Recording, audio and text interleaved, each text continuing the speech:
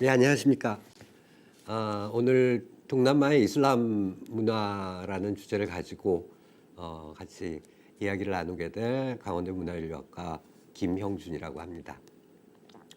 오늘 날씨도 되게 더운데, 물론 실내에 계시겠지만 날씨도 매우 더운데 이렇게 유튜브를 통해서 여러분을 만나 뵙게 돼서 매우 반갑습니다. 저도 뭐 이렇게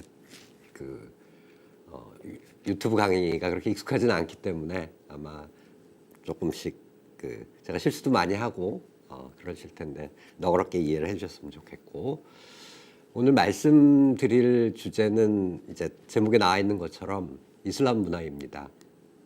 그래서 저희가 뭐 이슬람 하면은 뭐 우리나라에 이슬람을 믿고 이슬람교를 믿고 있는 사람이 그렇게 많지는 않지만 전체적으로 저희한테 상당히 익숙해진 최근에 그런 이제 종교라고 할 수 있고, 저희에게 이제 이렇게 이미지로서 다가오는 이슬람의 모습들이 아마 여기 오늘 참여하신 선생님들 머릿속에도 존재하지 않을까라는 이제 그런 생각을 합니다. 근데 이제 상대적으로 이슬람이라고 했었을 때 가장 이제 중요한 지역이라고 부를 수 있는 곳이 중동이라고 한다면, 동남아시아는 상대적으로는 중동에서부터 좀 멀리 떨어져 있는 그런 지역이라고 할 수가 있습니다. 그렇기 때문에 한편으로는 중동의 특징이라고 하는 부분들을 찾아보기가 쉽지 않은 그런 특성을 가지고 있고, 다른 한편으로는 동남아시아 나름의 어떤 이슬람 문화 전통을 만들어 온 그런 곳이라고 할 수 있습니다. 그래서 이제 오늘 동남아시아의 이슬람 문화에 대해서 이야기를 들으시면서 한편으로는 이슬람이 가지고 있는 조금 보편적인 특징이라고 하는 부분들에 대한 이해도 높이실 수 있기를 기대를 하겠고, 다른 한편으로는 동남아시아의 이슬람만이 가지고 있는 그런 이제 독특한 특징들을 제가 이제 말씀을 드릴 거고, 그 부분에 대해서 이해를 하실 수 있게 되기를 기대하겠습니다. 먼저 제 소개를 드리겠습니다. 그래서 저는 앞서 말씀드린 것처럼 문화인류학을 전공을 하는 학자고, 인도네시아에서 연구를 오래 했습니다.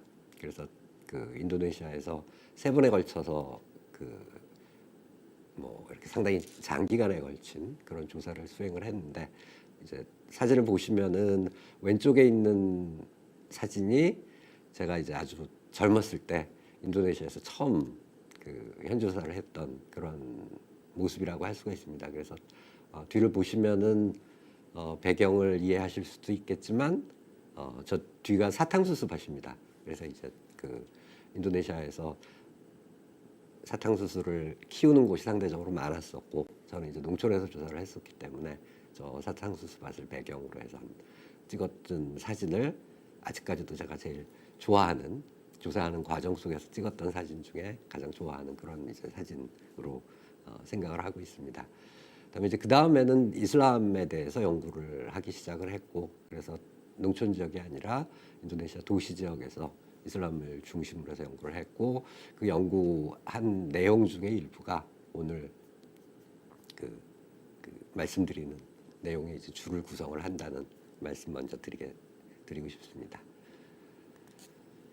그 다음에 이제 강의를 시작하기 전에 인도네시아, 오늘 이제 동남아시아가 저희의 초점이지만 동남아시아에서 가장 중요한 이슬람 국가가 인도네시아하고 말레이시아입니다.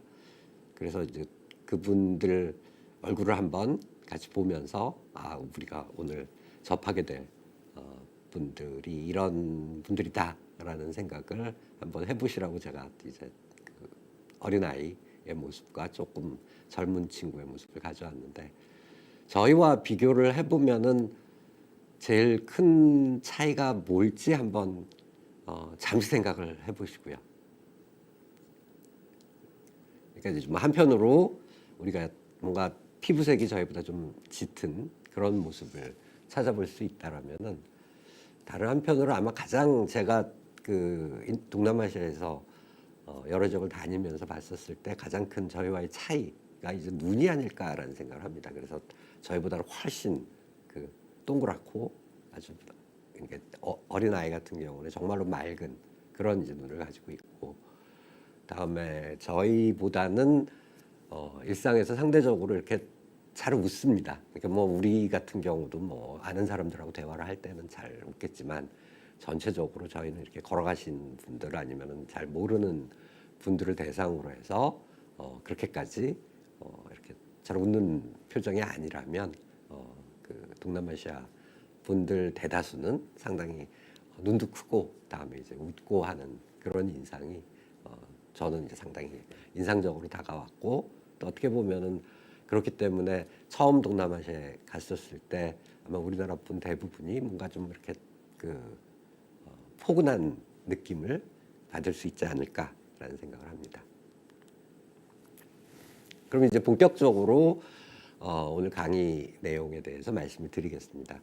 그래서 지금 화면에 그 있는 그림이 동남아시아의 모습이고, 다음에 이 전 시간에 아마 그 태국을 중심으로 한 어떤 불교 문화에 대해서 강의를 들었다는 얘기를 들은 것 같습니다. 근데 이제 지금 보시면은 동남아 종교는 크게 4개로 이제 구분이 될 수가 있습니다. 그래서 아래쪽을 보시면 동남아 남쪽이라고 부를 수 있는 그런 지역인 인도네시아, 말레이시아, 그리고 뭐 아마 들어보신 적이 있겠지만은 브루나이라고 하는 조그만한 이제 나라가 있습니다.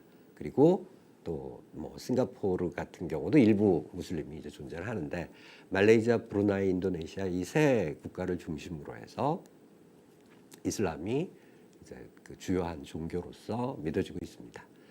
반면에 저희가 이제 동남아시아 북부 쪽으로 오게 되면 보통 북부라고 얘기를 하지를 않고 대륙부 동남아라고 그러고 해양부 동남아 뭐 이런 식으로 이제 동남아를 나누는 경우가 많은데, 대륙부 동남아시아 쪽으로 오게 되면은 미얀마, 라오스, 태국, 캄보디아 이런 국가에서는 그 불교가 가장 중요한 그 종교로서 존재를 하고 있습니다. 그다음에 베트남 같은 경우는 베트남의 이 종교적인 성향은 조금은 이 애매모호한 그런 특징들을 가지고 있는데, 그래서 일반적으로는 이제 전통 종교라고 얘기를 하고 그 전통 종교 속에는 불교와 그다음에 이 뭐 중국에서 나오는 유교 이런 부분들이 이제 섞여 있는 그런 모습들을 볼 수 있다라면은, 그다음에 필리핀에서는 가톨릭이 이제 거의 뭐 90% 이상의 필리핀 사람들이 믿고 있는 그런 종교로서 존재합니다.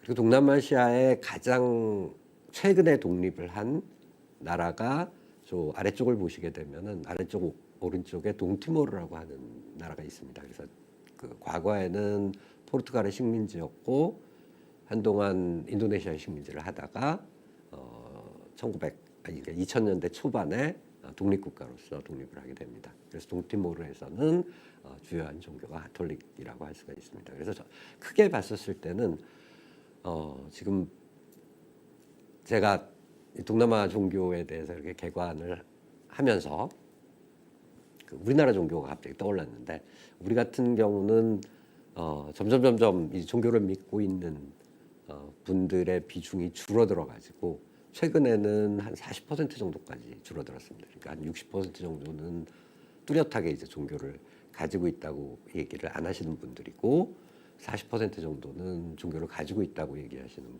분들이고, 이제 그 40%는 불교와 기독교, 개신교, 그리고 이제 가톨릭교 그렇게 이제 구성이 되어 있다라면은 동남아시아가 우리와 가지고 있는 아마 가장 큰 차이 중에 하나라고 할 수 있는 부분이 종교라고 할 수 있습니다. 그렇기 때문에 거의 모든 곳에서 90% 이상의 분들이 그 주요한 종교 혹은 그렇지 않은 종교, 그래서 종교를 믿고 있다라고 얘기를 합니다. 그래서 뭐 인도네시아 같은 경우도 그 이슬람을 믿고 계신 분들이 많지만 거기에도 역시 뭐 가톨릭이나 개신교나 불교를 믿고 있는 그런 분들이 같이 있기 때문에 전체적으로 보게 되면은 종교를 믿는다라고 얘기를 하는 그런 분들의 비중이 90% 이상, 뭐 어떻게 얘기를 하면은 95%까지도 가능하지 않을까라는 생각을 합니다. 그래서 우리 같은 경우는, 한국 같은 경우는 전체적으로 어떤 종교의 영향력이 좀 약해지는 그런 모습을 찾아볼 수 있다면 이 동남아시아에서는 여전히 종교가 일상의 삶 속에서 매우 중요한 그런 요소로 작동한다는 말씀 드리겠습니다. 다음은 이제 동남아시아에서 무슬림이 어느 정도 존재를 할까라고 하는 그와 관련된 자료입니다. 그래서 크게 보면은 인도네시아가 가장 많은 무슬림 인구를 가지고 있는 지역입니다. 그리고 또한 인도네시아는 전체 인구의 지금 이제 보시는 것처럼 87% 정도가 무슬림이라고 이제 자기 종교를 인정을 하는 분들이기 때문에 인도네시아 종교가 인도네시아 인구가 한 2억 8천 정도 됩니다. 그러니까 점점 인구가 많아지고 있는데 그 중에서 한 2억 3천, 4천 이 정도 되는 그러니까 엄청나게 많은 양적으로 많은 분들이 인도네시아에 살고 있습니다. 두 번째로 이제 큰 무슬림 국가는 이슬람 국가는 말레이시아인데 저 경우는 전체 국민 중에서 한 61% 그래서 60% 정도가 그 무슬림이라고 할 수가 있고 그다음에 이제 앞서 말씀드린 것처럼 아주 조그만 그 나라가 있습니다. 그래서 브루나이라고 불리는 나라인데 브루나이 같은 경우도 70% 이상의 인구가 무슬림으로 구성이 되어 있습니다. 그렇지만 이제 브루나이 자체가 인구가 워낙 적기 때문에 그 인구 규모 자체는 그렇게 많지가 않습니다. 다음으로 그 인구 규모의 면에서 보게 되면은 필리핀과 태국에도 상당히 많은 그런 이제 수의 무슬림이 살고 있습니다. 그래서 필리핀에는 대략 600만 명 정도의 무슬림이, 그다음에 태국에는 한 3,400만 명 정도의 무슬림이 살고 있는데 이제 왜 그러면은 필리핀과 태국에도 저렇게 많은 무슬림 인구가 있을까라고 하는 그 이제 질문은 요 다음 슬라이드를 보시면은 해결될 수 있다고 생각을 합니다. 그래서 이게 이제 동남아의 역사 지도라고 할 수가 있고 대략 한 13세기부터 1200년경부터 1500년경까지 이제 이슬람이 동남아시아로 이제 전파되기 시작을 합니다. 그런데 이제 지리적으로 보게 되면은 어찌됐건 이슬람의 본산이라고 할 수 있는 중동으로부터 동남아가 워낙 멀리 떨어져 있기 때문에 중동의 무슬림들이 직접적으로 동남아시아에 이슬람을 전파하기보다는 중동의 무슬림들이 인도로 그 이슬람을 전파를 합니다. 지금 이제 보시는 것처럼 인도의 그 서쪽에 있는 해안이나 남쪽에 있는 해안 이런 쪽을 인도의 해안을 중심으로 해서 이슬람이 전파가 되게 되고, 그다음에 이슬람의 전파를 받은 그 인도 무슬림이 동남아와 교역해 나가는 그런 과정에서 이슬람이 같이 유입이 되는 모습을 볼 수가 있습니다. 그렇기 때문에 그 중동의 어떤 영향이라고 하는 것이 직접적으로 그 동남아시아에 유입되기보다는 중간에 한번 인도를 거치면서 그 간접적으로 인도의 어떤 특성이라고 하는 부분들이 이슬람에 혼합된 채 동남아시아로 유입되는 그런 이제 모습을 찾아볼 수가 있습니다. 그래서 저 루트를 이제 쭉 따라가 보면은 저 루트는 아주 오래전부터 인도와 그리고 동남아시아가 같이 교역을 해왔었던, 그러니까 이제 국제 교류를 해왔었던 그런 루트라고 할 수가 있습니다. 그래서 대략 기원전 뭐 한 2, 3세기부터 저 그 해외 무역 루트가 만들어졌었다라고 얘기를 하는데, 그렇기 때문에 인도에서 처음 만들어졌었던 불교나 힌두교 역시 저 루트를 통해서 동남아시아로 전파가 되게 됩니다.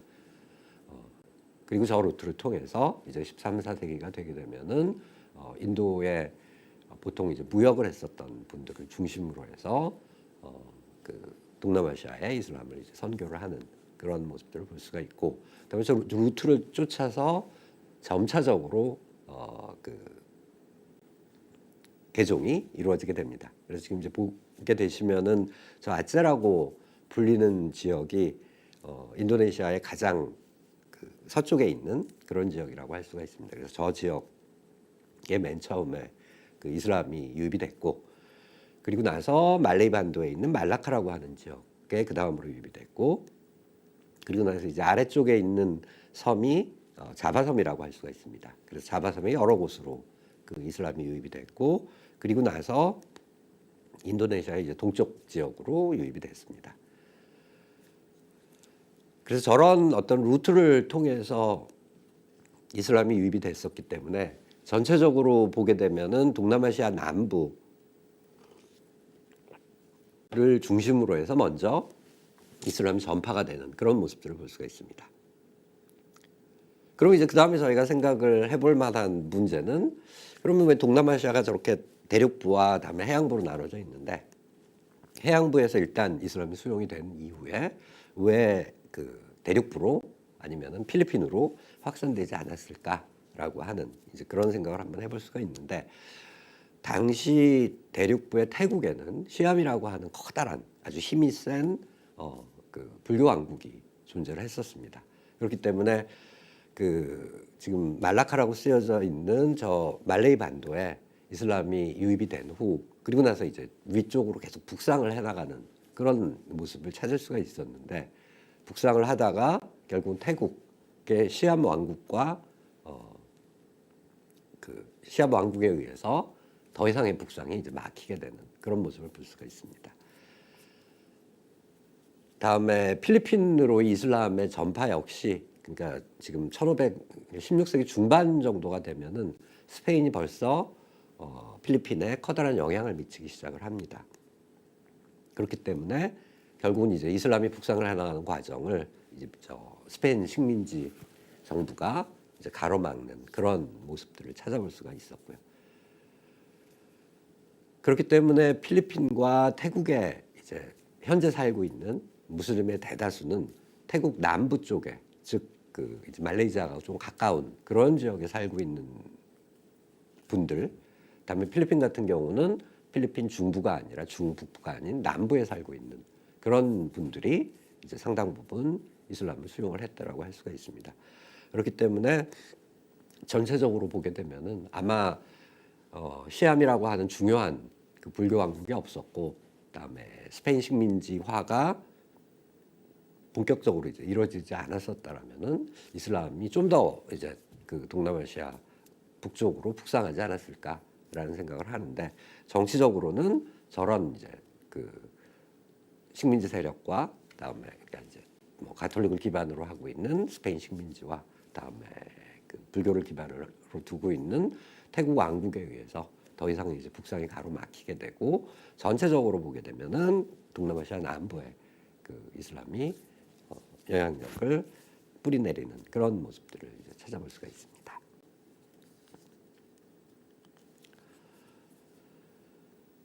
그 이제 이슬람이 전파가 됐고, 그러면은 뭐 여러 가지 그 특징을 가진 현지 문화와 서로 이렇게 뭐 영향을 주고받는 그런 모습들을 이제 볼 수가 있습니다. 근데 이제 이 동남아시아에서 나타나는 매우 중요한 어떤 초기 이슬람 개종상의 특징은 이 토착 전통과 다음에 이제 외부에서 유입됐다고 할 수 있는 이슬람이라고 하는 종교가 이렇게 명확하게 갈등을 불러일으키질 않습니다. 그러니까 다른 식으로 얘기를 해보면은 토착 종교가 이슬람을 뭐 별 무리 없이 수용을 한 거고, 또 다른 식에서 얘기를 하면 이슬람이 토착 전통과 대립하지 않고 토착 전통을 수용을 해나가는 그런 이제 모습들을 볼 수가 있습니다. 그럼 이제 그게 가능했었던 이유가 뭘까라고 하는 데 대해서 이제 역사학자들이 연구한 바에 따르면, 인도에서 인도네시아, 뭐 말레이시아, 동남아 남부로 동남아 도서부로 이제 유입된 그 이슬람의 특징이, 이슬람이 가지고 있는 여러 가지 이제 종파들 중에서 좀 신비주의적인 그런 성향을 띠고 있는 종파였다라고 얘기를 합니다. 그러니까 신비주의적이라고 하는 것은 어떤 종교의 행동이라고 하는 차원보다는 어떤 믿음의 차원, 정신적인 차원, 영적인 차원, 이런 부분들을 강조를 하는 그런 이제 종파라고 할 수가 있습니다. 그래서 이슬람에서는 보통 수피라는 SUFI에서 수피라는 이제 말로 불리게 되는데, 그러니까 인도를 한번 거쳐서 동남아로 유입되어 오는 그런 과정 속에서 인도에서 어떤 그 신비주의적인 특징을 갖는 종교와 이슬람이 한번 혼합이 됩니다. 그리고 나서 그 혼합된 종교가 다시 이제 동남아시아로 왔기 때문에 전체적으로 보게 되면은 이 마음, 어떤 종교적인 믿음의 차원, 행동의 차원이 아닌 믿음의 차원을 중시를 하는 그런 이슬람이 동남아시아에 유입이 됐다고 합니다. 따라서 행동의 차원을 강조를 할 경우에는 뭐 우리가 이슬람에 대해서 조금 아는 것처럼 하루에 5번 기도를 해야만 한다거나, 다음에 그 1년에 한 번, 한 달 금식을 해야만 한다거나, 이런 이제 그 규정들이 존재를 한다면, 만약에 이런 차원을 강조하게 되면은 사람들이 새로운 종교를 받아들이기가 되게 힘듭니다. 그러니까 뭐 그 전혀 기도를 하지 않던 사람이 하루에 5번씩 기도를 하려고 하면 엄청나게 힘든 일이고, 금식을 해보지도 않았던 사람이 한 달에 그러니까 1년에 한 달 금식을 하려고 한다면 그것도 상당히 큰 스트레스를 가져다 줄 수가 있습니다. 그런데 그런 어떤 행동의 차원보다는 그냥 이슬람의 신을 믿으면 된다, 이슬람의 교리를 믿으면 된다라는 식의 어떤 믿음의 차원을 강조함으로써 이슬람을 받아들이기가 상대적으로 이제 용이하고 그렇게 어렵지 않은 그런 환경이 만들어질 수 있었다라고 얘기를 합니다. 따라서 전체적으로 이제 보게 되면은 처음 이슬람이 유입이 돼 나가는 과정 속에서 기존에 존재를 했었던 어떤 종교적인 특징, 종교적인 전통을 이렇게 배척하지 않고 그냥 종교적인 전통과 같이 공존을 하는 그런 이제 모습들을 볼 수가 있습니다. 그래서 동남아시아 전통 사회에서, 특히 이제 동남아시아 이슬람 전통 사회에서 아주 강조를 했었던 하나의 행동은 요 이제 슬라이드 밑에 나온 것처럼 돼지고기를 먹지 않는 겁니다. 그래서 돼지고기를 먹지 않으면 이슬람을 믿는 거다라는 식의 아주 단순한 그런 생각들을 초기 이슬람 개종 당시에는 이 현지 사람들이 가지고 있지 않았었을까라고 이제 지금 추정을 하고 있습니다. 나중에도 이제 말씀을 드리겠지만 이 오른쪽 그림을 보시게 되면은 이게 그 자바에 있는 한 모스크의 사진입니다. 그러면은 지금 우리가 뭐 잘 건축 양식은 잘 모르지만 뭔가 이렇게 돔이 있고 하는 이제 그런 모습들을 통해서 아, 이게 모스크구나라고 하는 점을 이제 저희가 파악을 할 수 있는데, 저 모스크로 들어가는 문을 보시면은 하나의 문이 양쪽 동일한 어떤 대칭을 이루고 있는, 동일한 모습의 문이 대칭을 이루고 있는 저 모습을 볼 수가 있는데, 저 문은 전형적으로 힌두교에서 힌두교 건축에서 사용을 하는 그런 형식의 문입니다. 그다음에 왼쪽에 있는 저 이렇게 뭐 망루 비슷하게 만들어져 있는 건물을 보시게 되면은 저게 이제 동남아시아에서 불교식 전통에 의해서 만들어진 그런 그 건축물이라고 할 수가 있습니다. 그렇기 때문에 지금 우리가 보는 저 세 개의 전혀 다른 특징을 가지고 있는 그 종교적인 특징을 가지고 있는 건축물이 결국 이제 모스크를 짓는데 도용이 같이 이제 활용이 되는 모습들을 찾아볼 수 있고, 이런 모습들을 통해서 이슬람이 뭔가 이슬람적인 것만 강조를 하고 이슬람이 아닌 그런 부분들을 이제 배제를 하는 방식으로 개종이 이루어졌다기보다는 실질적으로는 모든 기존에 있었던 것들을 그대로 품어내려고 하는 뭐 이런 과정을 거치면서 개종이 일어났었음을 저희가 이제 확인을 해볼 수가 있습니다. 그래서 이런 어떤 그 개종상의 용이함, 쉽게 개종할 수 있는 분위기라고 하는 것을 이 개종 신화를 통해서 저희가 확인을 해볼 수가 있습니다. 그래서 지금 이 슬라이드에서 저희가 확인해 볼 수 있는 사무드라라고 하는 지역은 동남아시아 중에서 맨 처음 이슬람을 받아들였었던 그런 지역이라고 할 수 있습니다. 근데 이제 여기에 개종을 해나가는 과정 속에서 뭔가 그와 관련된 신화적인 요소들이 만들어졌는데, 그 신화적인 요소를 보게 되면 이 사무드라를 통치하던 왕, 그러니까 이전에는 당연히 불교나 힌두교의 영향을 받고 있었던 그런 왕국이라고 할 수가 있습니다. 그런 왕이 이제 꿈속에서 선지자 무함마드를 만났다고 합니다. 그래서 누군가를 만났는데 그 꿈에서 만난 무함마드가 이 사무드라 왕한테 이제 이슬람의 신앙 고백문이라는 것을 암송하라고 이제 얘기를 했습니다. 근데 이제 사무드라 왕은 그 신앙 고백문이 뭔지 모르니까 이제 암송을 하지 못했었고, 그다음에 이걸 본 그 선지자 무함마드가 왕의 입에 이제 침을 뱉었다라고 얘기를 합니다. 그리고 이제 너는 앞으로 이름을 이런 식으로 개종을 해라. 그러니까 술탄 말리쿨 살레. 저 이제 전체적으로 저 이름은 이제 이슬람식 이름이라고 할 수가 있는데, 그러니까 꿈속에서 이슬람의 선지자인 무함마드를 만나고 그리고 나서 신앙 고백문을 뭐 외우지도 못한 상황 속에서 그 무함마드의 침을 이제 입속에 무함마드가 이제 침을 뱉어주는 뭐 이런 이제 꿈을 꾸고, 이 사람이 이제 일어나 봤더니 자기가 이제 할례가 돼 있다라고 하는, 그러니까 이제 할례도 실질적으로는 이슬람의 이제 중요한 특징 중에 하나라고 얘기를 하는데, 할례가 되어 있음을 발견을 했고, 그리고 나서 자기가 전혀 배우지도 않았었던 아랍식 기도문을 이제 외울 수 있다는 사실을 발견했다고 합니다. 그리고 당연히 이런 어떤 그 기적적인 꿈을 통해서 기적적인 상황을 경험을 했기 때문에 이후에 이슬람을 이제 전파하려고 하는 사람이 그 자기 지역으로 들어오니까 쉽게 이슬람으로 이제 개종을 할 수 있었다라고 하는 신화가 어떻게 보면은 동남아시아에서 가장 오래된 그 개종 신화라고 할 수가 있습니다.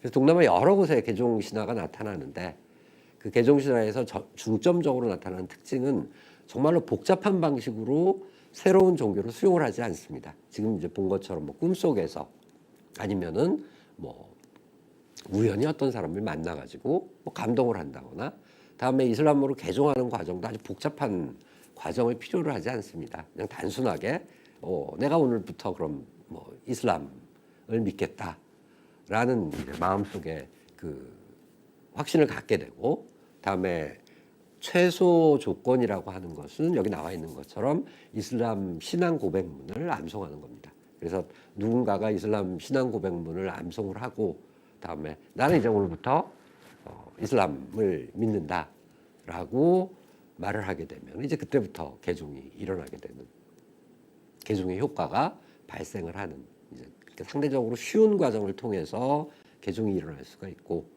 다음에 처음 개종을 요구를 했었던 그 외부로부터 온 뭐 선교사라고 하는 분들이 따지고 보면은 그렇게 많은 것들을 요구하지 않았음을 저희가 확인을 해볼 수가 있습니다. 다음에 이제 또 다른 그 이슬람 이 개종상에서 나타나는 특징 중에 하나는, 조금 전에 저희가 개종 신화에서 본 것처럼 이 개종이 일반인을 중심으로 해서 먼저 일어났다기보다는 이 그 지도자를 중심으로 해서, 그러니까 위로부터 개종이 일어나게 되고 위에서부터 개종이 일어나게 되고, 그리고 나서 그 개종한 내용을 일반인들이 수용을 하는 뭐 이제 이런 방식으로 전체적으로 개종이 일어나게 됐습니다. 그래서 어떻게 보면은 하나의 종교가 누구에게 먼저 전파가 되느냐라고 하는 것은 이 동남아시아 사례를 보게 되면 매우 중요한, 그 이후에 어떤 그 개종 과정에 어떤 중요한 영향을 미치는 게 아닐까라는 그런 생각을 하게 되는데, 일단은 통치하는 사람이 먼저 개종을 하게 되면 그러면은 상대적으로 이후에 그 종교가 확산돼 나가는 과정에서 큰 갈등이 벌어지질 않습니다. 근데 이제 우리나라 케이스를 보게 되면은 가톨릭이 맨 처음에 한국에 유입이 됐었을 때 저희 그 통치자들은 정말로 이제 반 기독교적인 그런 통치, 그런 이제 입장을 취하고 있었고, 그렇기 때문에 실질적으로는 엄청나게 큰 종교 갈등이 나타나게 됐고 큰 희생이 벌어지게 됐었다라면은, 동남아시아 이슬람에서 나타나는 이슬람의 어떤 확산 과정에서 나타나게 되는 매우 중요한 특징 중에 하나는 일단 다 통치자들이 먼저 그 이슬람 수용을 합니다. 그렇기 때문에 먼저 수용을 하게 되니까 이후에 일반인들한테 확산돼 나가는 과정이 상대적으로는 평화롭게 이루어질 수 있다라고 하는 이런 특징이 있게 되고, 앞서 말씀드린 것처럼 게다가 이슬람으로 개종하는 과정 속에서 많은 것들을 요구하기보다는 그냥 이슬람을 믿으면 된다라는 식으로 매우 단순한 기존의 어떤 삶을 그대로 유지를 하면서 거기에 추가로 이슬람을 수용을 하는 뭐 이 정도의 모습을 보이면 되는 상황이었기 때문에, 그 우리가 뭐 보통 이제 최근에 이슬람과 관련된 조금 이 부정적인 이유들로 인해서 이슬람이 되게 폭력적이고, 그다음에 이슬람이 이제 확산이라고 하는 부분들이 그 어떤 칼, 무기에 기반을 두고 이루어졌었다라는 이제 그런 얘기들을 아마 들어보신 적이 있을 텐데, 중동에서 일부 지역에서는 그런 어떤 무기를 통한 그 정복을 통한 개종이 이루어지기도 했습니다. 그렇지만 이 인도나 동남아시아 같은 경우는 지금 이제 우리가 조금 전에 말씀드린 것처럼 통치자들이 먼저 이슬람을 수용을 하고 그게 이제 일반으로 퍼지는 이런 과정을 거쳤었기 때문에 전체적으로는 큰 무리 없이 그러니까 큰 갈등 없이 이슬람이 수용이 되는 그런 이제 모습들을 찾아볼 수가 있습니다. 그러면 이제 통치자들은 왜 이슬람을 수용을 했을까라는 이제 그런 이제 저희가 질문을 한번 해볼 수가 있는데, 당시에 어떤 동남아시아를 통치를 했었던 많은 지도자들 같은 경우는 전체적으로 종교를 통해서 자기의 어떤 위치를 정당화해 나가는 그런 이제 그 특징을 보였었습니다. 그러니까 이슬람이 유입되기 전에는 불교를 통해서, 불교가 유입되기 전에 힌두교를 통해서, 그러니까 결국은 종교를 통해서 자기의 어떤 통치자로서의 정당성을 획득해 나가는 뭐 이제 이런 그 특징을 동남아시아 국가들이 가지고 있었다라면은, 이게 새로운 종교를 통해서 자기 정당성을, 그러니까 기존에 있었던 불교나 힌두교적인 정체성을 버리지 않고 이슬람과 관련된 정체성을 하나 더 추가를 함으로써 뭔가 자기 정체성을 좀 더 강화시켜 줄 수 있다라고 하는, 그러니까 결국은 내가 불교뿐만 아니라 힌두교뿐만 아니라 이슬람까지도 그 내가 통치하는 국가에서 자신이 관리할 수 있다라고 하는 뭐 이런 면을 이제 부각시킴으로써 결국은 자기 정당성을 강화시켜 줄 수 있는 새로운 추가적인 소스를 제공을 함으로써 이 당시에 이제 동남아시아의 통치자들 같은 경우에는 이슬람을 수용하는 데 있어서 큰 거부감을 갖지 않았었다고 얘기를 합니다. 그랬을 때 그 개종 후에 이 통치자들에게서 나타나는 특징 중에 하나는 기존에 있었던 자신을 부르는, 기존에 있었던 어떤 그 여러 가지 정치적인 아니면 종교적인 아니면 문화적인 전통을 뭐 이를 통해서 자기를 부르는 여러 가지 이제 이름들이 있다라면은 그 이름에 추가해서 술탄이라고 하는 이런 말을 이제 그 사용을 하는 모습들을 찾아볼 수가 있습니다. 그래서 여기 지금 오른쪽 사진에 브루나이를 통치를 했었던 술탄 뭐 사진을 제가 어떻게 찾아가지고 가져왔는데, 그래서 오마르 알리 사이프딘이라고 부르는, 다 이제 이름 세 개는 다 그 이슬람식 이름이라고 할 수가 있습니다. 그래서 저희가 이제 술탄이라는 말은 많이 들어봤고, 그래서 이슬람에서 술탄은 어떤 특정한 지역을 다스리는 통치자를 지칭을 합니다. 그런데 이제 이슬람 교리를 보게 되면은 모든 그 이슬람을 믿는 사람들을 통치를 하는 이상적인 통치자를 이슬람 교리에서는 상정을 하고 있습니다. 그래서 이제 그 모든 무슬림을 통치를 하는 사람을 보통 칼리프라고 이제 부릅니다. 그래서 이제 그 뭐 현실에서 실현된 적은 당연히 있습니다. 그러니까 뭐 그 중동 같은 경우에는 중동에 있었던 오스만 제국 같은 경우는 칼리프적인 전통을 가지고 있고, 그다음에 이제 중동에 있는 여러 지역들을 그 통치를 하는 그런 영향력을 행사를 했었다라고 하면은 그 영향력이 동남아시아까지 확산된 적은 없었고요. 근데 이제 어찌됐건 이슬람의 어떤 이념적인 그 이상적인 차원에서 보게 되면은 모든 무슬림을 통치를 하는 지도자를 칼리프라고 부르고, 그다음에 실질적으로 칼리프가 각각의 지역을 실질적으로 통치를 할 수 없기 때문에 칼리프가 각 지역의 술탄이라고 하는 통치자를 이제 위임을 하는 거죠. 그 통치할 수 있는 힘을.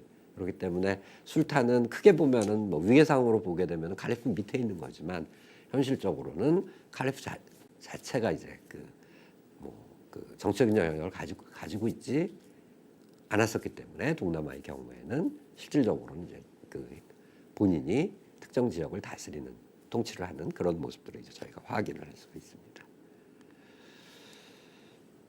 그래서 말씀드렸던 것처럼 이제 동남아시아 같은 경우는 이 위쪽에 있는 통치자가 먼저 그 개종을 하고 그 다음에 이제 그 통치 하에 있었던 일반인들이 이제 그 이슬람을 수용을 하는 방식으로 개종이 이루어졌기 때문에 그 15세기, 16세기를 거치면서 동남아시아 여러 지역에 엄청나게 많은 그 술탄들이 나타나게 됩니다. 그래서 지금 이제 제가 이 슬라이드에다가 만들어 놓은 그 표기해 놓은 술탄은 그래도 좀 이렇게 이름이 있고 영향력이 큰 그런 술탄이라고 할 수가 있습니다. 실질적으로는 저보다 훨씬 많은 이제 조그만한 통치 지역을 통치를 하는 그런 이제 술탄들이 존재를 했었다고 얘기를 합니다. 그래서 지금 이제 저희 그림의 왼쪽 끝을 보게 되면은 저게 이제 처음 이슬람이 들어온 사무드라 지역에 있었던 술탄이 통치하던 지역입니다. 그리고 그 앞에는 말라카 술탄이 있고 그 다음에 파타니 술탄이 있고 그러니까 각 지역마다 이제 이런 식으로 술탄이 있게 되고 그다음에 이제 동쪽으로 조금 오게 되시고 그다음에 중앙에 크게 이제 있는 섬이 우리한테는 이제 보르네오라고 불리는 섬입니다. 인도네시아에서는 칼리만탄이라는 말로서 부르는데 우리가 이제 알고 있는 보르네오 섬이 저 중간에 있는 이제 커다란 섬인데 그 섬 위쪽에 브루나이 술탄이 자기의 이제 통치 지역을 가지고 있습니다. 그리고 거기서 동쪽으로 조금 더 오면 오른쪽으로 좀 더 오게 되면 술루 술탄이 있는데 저 술탄은 필리핀 지역, 남부 필리핀 지역에 형성되어 있었던 술탄 통치 지역을 다스리던 그런 이제 그 술탄이라고 할 수가 있습니다.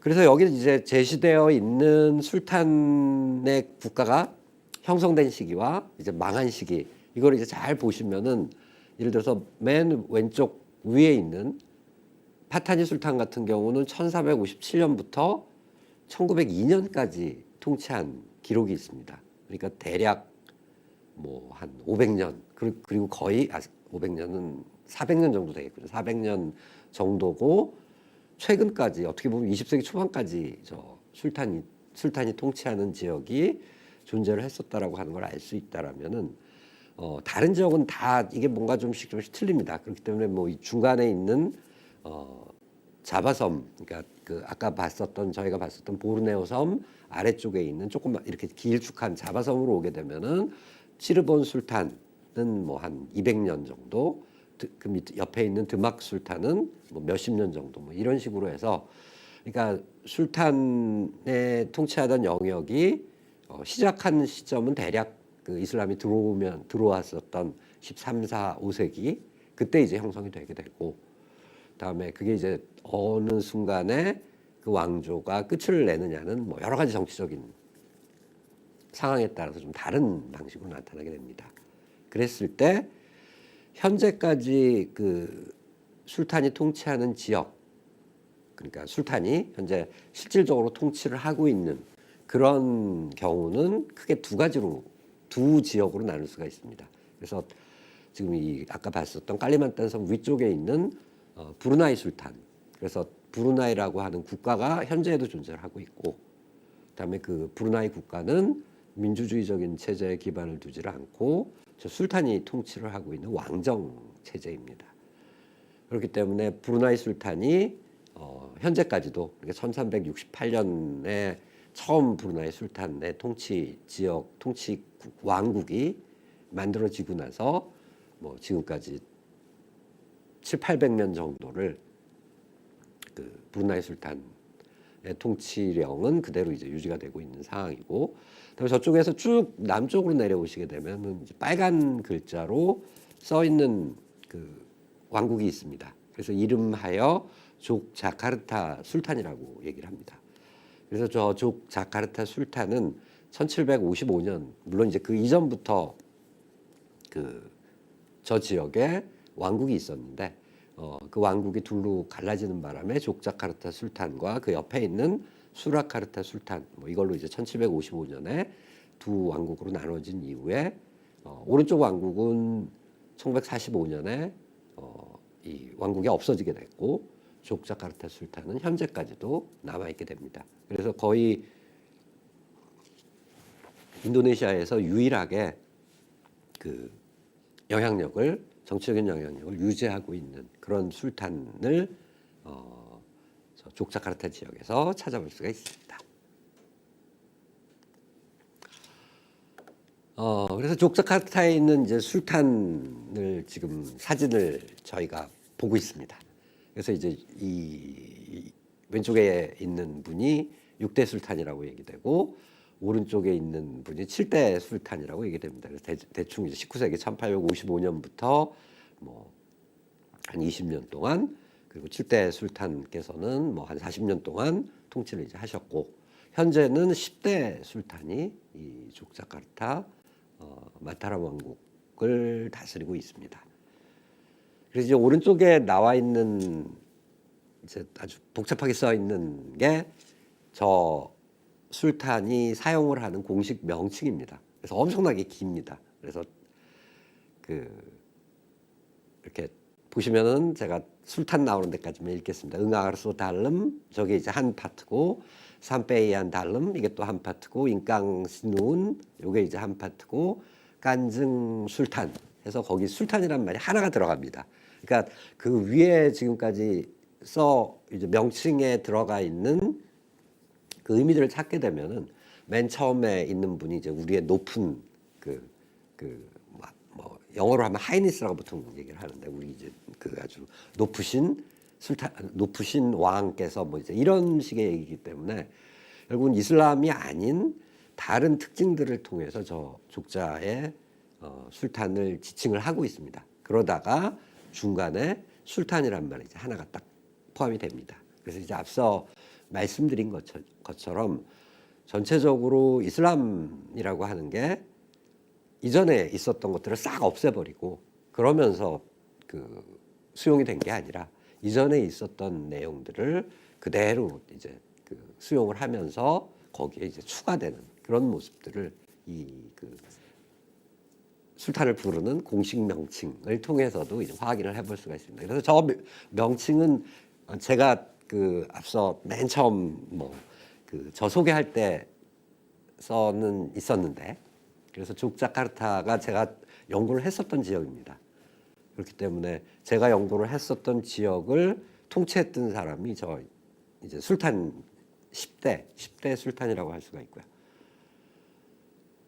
그래서 제가 어떤 이유 때문에 저 족자카르타 이제 술탄이 살고 있는 왕궁에 초대돼서 한번 간 적이 있습니다. 그래서 가가지고 이제 술탄을 우리로 하면 이제 아련을 하는 엄청난 그 일을 한번 해본 적이 있었는데, 그때 술탄을 소개할 때 저런 식의 술탄 명칭을 다 사용을 했습니다. 그래서 제가 정말로 아니 뭐 사람 이름을 부르는데 그냥 우리 술탄님이십니다라고 하면은 될 걸 가지고 저는 이제 외우지도 못하고 실질적으로는 저 뜻을 다 이해를 하지도 못하는데 저렇게 긴 이름을 가지고, 그러니까 앞서 말씀드린 것처럼 응아르소 달름 하고는 맨 밑에 와가지고 하디닝랏 님이신 우리의 술탄 10세께서 뭐 나오십니다. 뭐 이제 이런 식으로 얘기하는 걸 보고는 이게 참 한편으로는 저런 전통이 이제 유지가 될 수 있다라고 하는 게 되게 특이했었고, 다른 한편으로는 뭐 이렇게까지 해야 되나라는 이제 그런 좀 이렇게 냉소적인 생각도 들긴 했었는데, 그래서 현재까지도 그 전통이 강하게 유지가 되고 있는 그런 지역이라고 할 수가 있습니다. 그래서 조금 전에 봤었던 그분이 통치하고 있는 이제 마타람 왕국이라고 하는 데 대해서 간략하게 이제 제가 말씀을 드리겠는데, 그래서 이 마타람 왕국은 힌두 불교 왕국의 뒤를 이어서 세워졌습니다. 그러니까 이슬람이 들어오면서 저 통치자가 결과적으로는 이제 이슬람을 수용을 했기 때문에 새로운 왕국이 이제 만들어진 거고, 그리고 나서 18세기에 들어와서 족자카르타라고 하는 곳과 솔로라고 하는 그런 이제 왕국으로 분열이 됐습니다.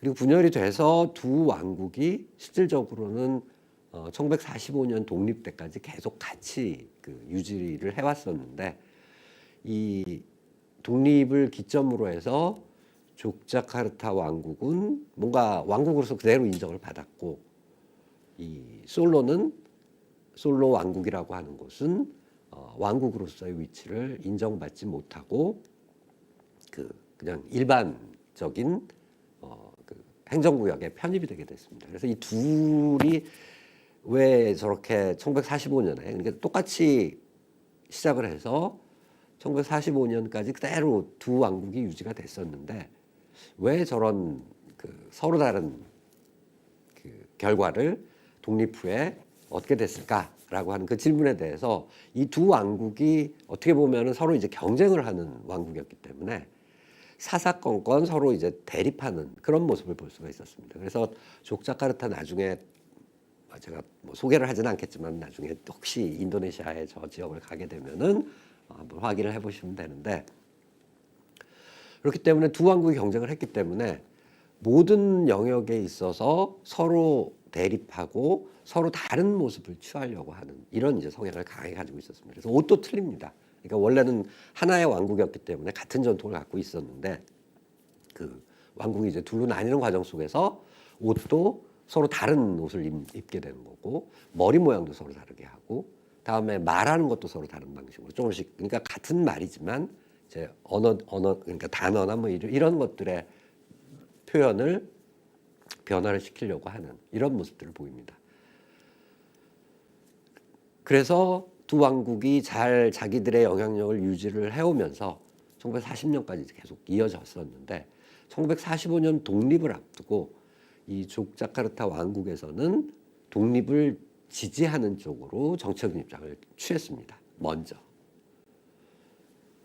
그랬을 때 이 솔로 왕국도 실질적으로는 독립을 이제 원했지만 족자카르타 왕국이 독립을 원했기 때문에 이 솔로 왕국에서는 독립이 아닌 우린 그럼 식민지 치하에 남겠다라고 하는 이런 식의 이제 결정을 내리게 됩니다. 그러니까 실질적으로 원해서 했던 결정이라기보다는 제가 판단을 할 때는 한쪽이 독립을 원하니까 다른 쪽 왕국은 우린 독립 안 해라는 쪽으로 이제 그 정책 입장을 취할 수밖에 없었고, 근데 이제 현실적으로는 인도네시아가 독립을 하게 됐고요. 따라서 그 족자카르타 왕국은 독립을 지원했다는 이유 때문에 지금까지도 그 술탄의 영향력이 그대로 유지가 되고 있고 솔로 지역에서는 그렇지 않게 된 뭐 이제 이런 그 역사적인 그 어떻게 보면 엄청난 아이러니가 벌어졌다고도 할 수가 있고요. 아마 솔로 쪽에서 먼저 독립을 지지를 했었다라고 하면은 족자카르타 쪽에서는 독립이 아닌 식민지 치하에 남겠다라고 하는 이런 선택을 했을 가능성이 이제 되게 높지 않았을까라는 생각을 합니다. 그래서 현재까지도 저 족자카르타 지역은 술탄이 다스리고 있습니다. 그래서 이 인도네시아를 보통 가장 큰 인도네시아의 행정구역은 주라고 보통 저희가 얘기를 하는데 저 족자카르타의 주지사는 술탄이 종신으로 이제 맡게 돼 있는 그게 이제 현대 법으로서 인정이 되는 그런 이제 모습들을 볼 수가 있습니다. 그리고 어떤 술탄의 왕국이 300년 이상 계속됐기 때문에 실질적으로는 이 일반 무슬림들 사이에서도 큰 존경을 받고 있는 모습을 볼 수가 있습니다. 그렇기 때문에 동남아시아 내에서 현재까지도 유일하게 그 이슬람의 기반을 둔 통치 체계가 유지되고 있는 곳이 큰 한 곳이 브루나이라고 하는 국가라면 다른 한 곳은 인도네시아라고 할 수가 있습니다. 예, 지금까지는 그 이슬람이 인도네시아, 말레이시아, 동남아시아에 유입이 됐었을 때 나타났던 특징 하나는 이 현재 존재를 그 당시에 존재를 하고 있었던 다른 전통들과 아주 잘 혼합되고 별 무리 없이 같이 이제 혼재돼서 공존하는 이런 모습이 하나의 특징이라는 말씀을 이제 드렸고, 다른 하나는 뭔가 아래로부터의 개종이 아닌 위로부터의 개종이 일어났기 때문에 개종 과정에서 큰 갈등이 없었고, 그다음에 우리가 이제 언뜻 이슬람에 대해서 생각을 할 때 갖게 되는 것처럼 칼을 통해서 정복을 통해서 개종이 일어나기보다는 아주 자연스러운 평화로운 방식으로 개종이 일어나게 됐고, 그게 이후까지도 그러니까 결국은 이슬람이 강하게 어떤 이슬람적인 행동을 동남아시아 무슬림에게 요구하지 않는 뭐 이제 이런 상황이 현재까지도 유지될 수 있는 그런 배경이 됐다라는 이제 말씀을 드렸고, 이건 이제 어떻게 보면 2부라고 할 수가 있습니다. 그래서 모스크와 관련된 말씀을 좀 드리도록 하겠습니다.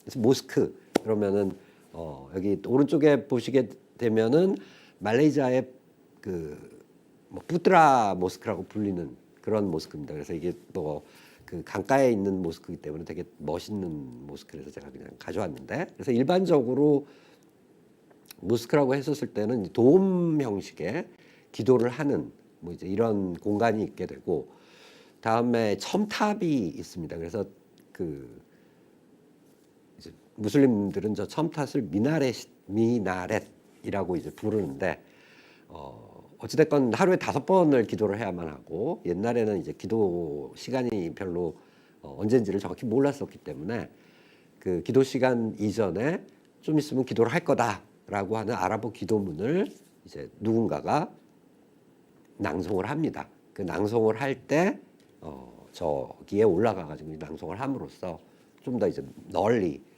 그 기도문이 이제 퍼져나갈 수 있도록 하는 그런 그 역할을 하는 곳이 미나렛이라고 부르는 이제 첨탑입니다. 그래서 전형적으로 모스크라고 하면은 저 이제 뭔가 중동에서 생각을 할 때 저런 돔 형식의 모스크와 그다음에 거기에 이제 부과되어 있는 첨탑 뭐 이런 것들을 이제 저희가 쉽게 생각을 해볼 수가 있습니다.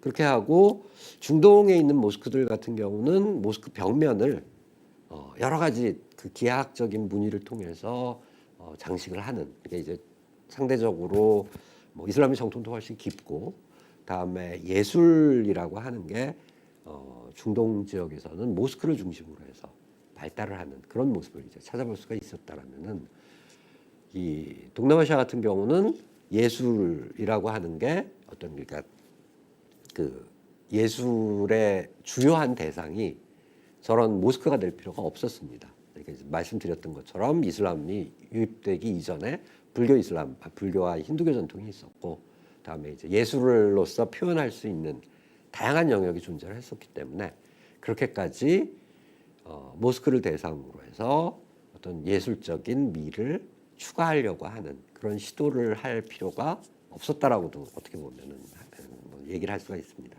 그렇기 때문에 상대적으로 저희가 이제 중동에 있는 모스크를 가게 되면 뭐 입이 벌어질 정도로, 물론 이제 중동 모스크에도 저런 기하학적인 무늬로만 모스크를 장식을 하는 뭐 이런 이제 그 좀 제한된 모습은 나타나지만, 이제 그 이유는 이슬람에서는 일반적으로 뭐 사람이나 동물이나 뭐 살아있는 것들을 이제 그 예술의 그 대상으로서 포함을 하지 않으려고 하는 그런 이제 경향이 전통에 강하게 존재를 합니다.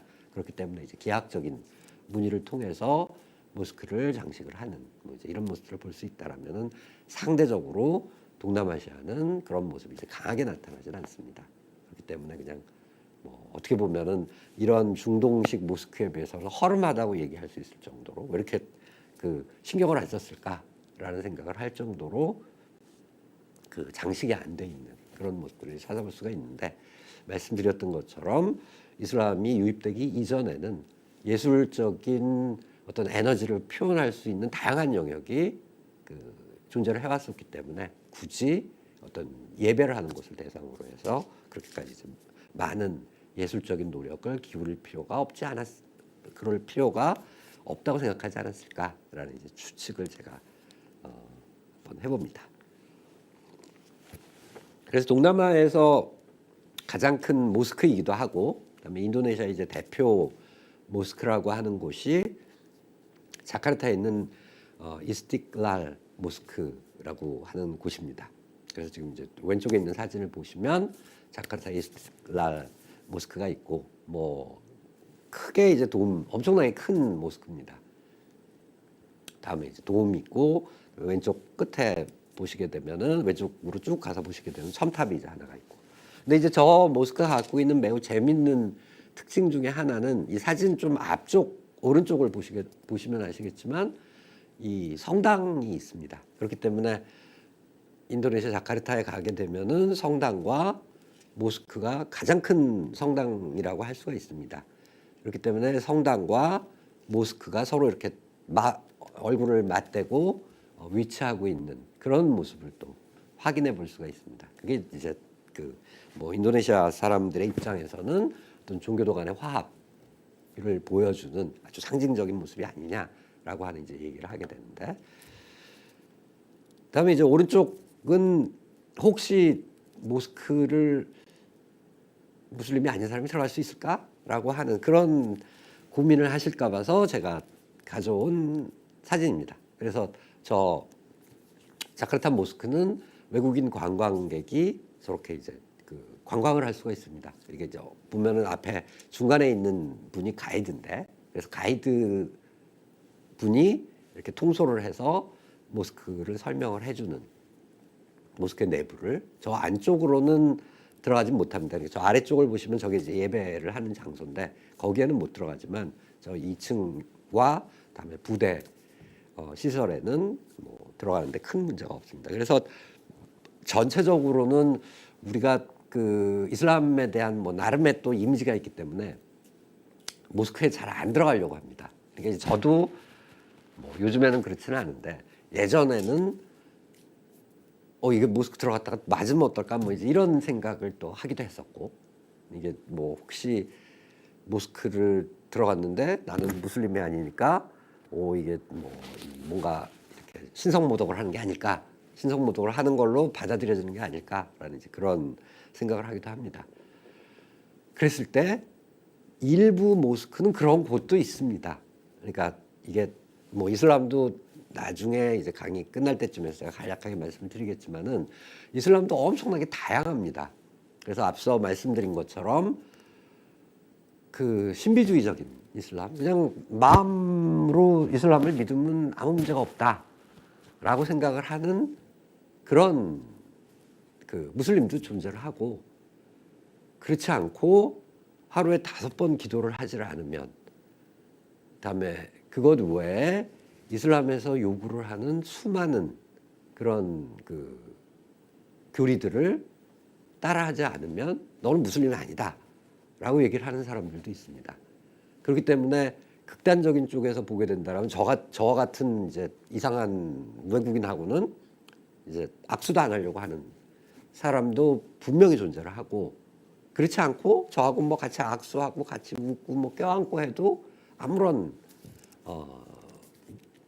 문제도 제기하지 않는 그런 무슬림도 존재를 합니다. 그러니까 이 사람도 엄청나게 다양하고, 다음에 그렇기 때문에 어떤 모스크 같은 경우 대다수의 모스크가 그렇습니다. 대다수의 모스크는 그냥 들어가셔도 별 문제 없고, 오히려 외부인이 왔었을 때 더 이제 그 잘 환대를 해주는 뭐 이제 이런 모습을 한편으로 찾을 수가 있다라면은, 또 어떤 모스크는 이게 조금 말씀드렸던 것처럼 뭐 외부인에 대해서 아주 배타적인 태도를 취하는 그런 모스크도 있습니다. 그렇지만 제가 이제 드리고 싶은 얘기는 인도네시아에 있는 이제 상당한 규모를 가지고 있는, 혹은 말레이시아에 있는 상당한 규모를 가지고 있는 그런 모스크들은 다 이제 그 외부인이 방문을 하는 거에 대해서 아주 그 환대하는 그런 모습들을 찾아볼 수가 있습니다. 그렇기 때문에 너무 그 이렇게 모스크를 보시면서 겁먹고 이제 접근을 안 하려고 하는, 뭐 그러시지 않으셔도 된다라는, 특히 이제 동남아시아 같은 경우는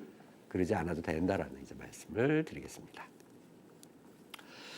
그래서 앞서 이제 제가 그 뭔가 이슬람과 그 이전에 있었던 전통이 이제 같이 섞여 있었던 그런 이제 특징적인 모습으로서 얘기를 했었던 꾸두스라고 하는 지역에 있는 모스크입니다. 그래서 보시는 것처럼 이제 오른쪽에 있는 그림이 발리에서, 그러니까 발리는 힌두 종교를 믿고 있는 곳인데 발리에서 전형적으로 나타나는 힌두식 문입니다. 그리고 중간에 있는 그림은 자바에 있는 이제 불교 사원의 모습입니다. 그랬을 때 앞서 말씀드린 것처럼 돔과 첨탑을 가지고 있는 모스크의 본 건물, 그리고 지금 저쪽 그 왼쪽에 있는 저 첨탑, 저것도 이제 첨탑입니다. 그렇기 때문에 저기에서 그 이슬람 그 기도 시간을 알리는 이제 그런 그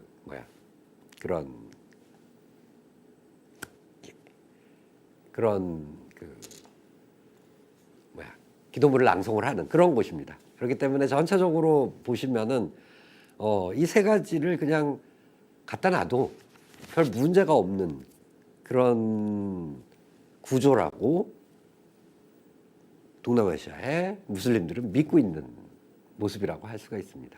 그래서 이제 뭐 모스크가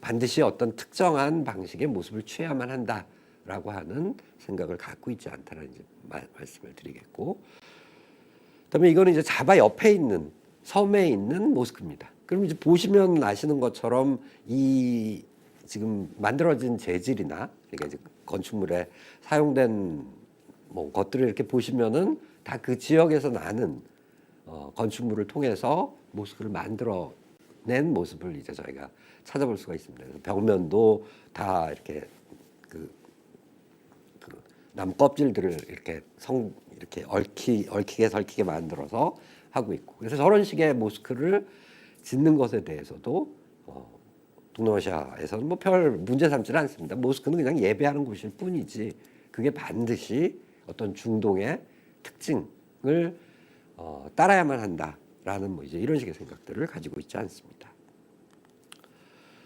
그다음에 그 맥락에서 보게 되면은 중국식으로 모스크를 짓는다고 해도 별 문제가 되지는 않습니다. 그래서 이제 그 인도네시아나 말레이시아를 가게 되면은 중국식으로 지어진 모스크가 이제 상당수가 존재를 하는데, 이제 한편으로는 중국인들 중에서 이슬람을 수용을 한 그런 사람들이 있기 때문이기도 하고, 다른 한편으로는 지금 이 모스크들은 보통 일반적으로 챙호 모스크라고 이제 불립니다. 그래서 챙호는 우리나라 말로 하면 이제 정화라고 하는 중국 분의 이름을 이제 일컫는데, 그래서 대략 명나라 후반기에 그 명나라 장수 중에 한 명인 챙화가 이 중국에서부터 시작을 해서 인도네시아 그리고 인도, 그다음에 저기 그 아프리카의 마다가스카르까지 이제 큰 대항해를 펼치는 그런 그 일이 있었습니다. 그러니까 어떻게 보면 컬럼부스나 아니면은 유럽의 대항 마젤란보다도 더 긴 그리고 더 뭐 넓은 지역에 걸쳐 있었던 그런 이제 대원정이라고 얘기를 하는데, 이 원정을 주도를 했었던 이 중국 명나라의 후반기에 원정을 주도를 했었던 분이 정화라고 하는 분이고, 그다음에 이제 이분이 무슬림이었기 때문에 이분이 방문을 했었던 지역에서 이분을 기리는 그런 식의 이제 모스크를 만드는 전통을 가지고 있습니다. 그렇기 때문에 지금 보시는 것처럼 이제 우리도 좀 우리한테도 그렇게 낯설지 않은 방식으로 모스크를 지어도 문제가 없다라는 이제 이런 생각을 동남아시아 무슬림들은 하고 있습니다. 다음에 이제 현지적인 그 건축 문화와 이제 모스크 건축이 이제 조화된 또 다른 이제 케이스라고 할 수 있는데, 지금 이제 오른쪽에 보면은 아시겠지만은 이게 이 서부 수마트라의 가옥 전통 가옥입니다. 그래서 지붕이 좀 이렇게 되게 위로 솟아 있는 그런 모습들을 볼 수가 있는데, 저 지붕은 이 물소의 뿔을 형상화한 그런 이제 지붕 형태라고 얘기를 합니다. 그래서 이제 뭔가 이렇게 위쪽으로 날카롭게 솟아 있는 그런 모습들을 볼 수가 있는데, 이 수마트라의 그 주의 주도에 건립된 이제 건축물을 보게 되면은 이 전통 가옥하고 매우 유사한 그런 이제 특징을 저희가 찾아볼 수가 있습니다. 그래서 전체적으로는 큰 무리 없이 그 지역에 존재를 했었던 건축물과 그다음에 모스크 건축을 그대로 이제 혼합을 해서 나름의 중동을 쫓아하지 않고 어떤 나름의 독자적인 모스크를 만들어내는 그런 모습들을 이제 저희가 확인해 볼 수가 있습니다. 그다음에 저희가 이제 조금 자세히 살펴볼 그 모스크가 앞서 말씀드린 그 자바의 족자카르타 왕궁 술탄이 다스리는 그 지역에 있는 가장 이제 중요한 모스크라고 할 수가 있습니다. 그래서 이제 왼쪽에 있는 게 모스크의 모습이고, 오른쪽에 있는 모습은 족자카르타 술탄 궁전에 있는 건물입니다. 그래서 지금 이제 쉽게 보실 수 있는 것처럼 뭔가 기존의 궁전을 짓기 위해서 활용을 했었던 그런 건축 양식을 그대로 모스크 건축에 활용을 하는 그런 이제 모습들을 확인해 볼 수가 있습니다. 그래서 이제 앞쪽에서 보게 되면은 저게 왼쪽 그림을 보시게 되면은 앞에 2층짜리 건물이 하나가 있고 뒤에 3층짜리 건물이 있습니다. 그러니까 약간 가려가지고 저게 4층처럼 보이는데 실질적으로는 앞에 이제 2층으로 구성이 되어 있는 건물이 하나가 있고 그 뒤쪽에 3층짜리 건물이 있게 되는데 그리고 이제 3층짜리 건물 위쪽에 보게 되면은 뭔가 이제 장식물이 하나 달려 있는 모습들을 볼 수가 있습니다. 그래서 저 왜 하필이면은 뭐 2단 물론 2단짜리 그 건물이 앞에 있지만은 이제 그 예배를 드리는 본 모스크는 이제 3단으로 구성이 되어 있는데 그럼 왜 저게 3단이냐라는 데 대해서 또 나름의 이제 어떤 의미들을 이제 부여를 하고 있는 모습을 볼 수가 있습니다.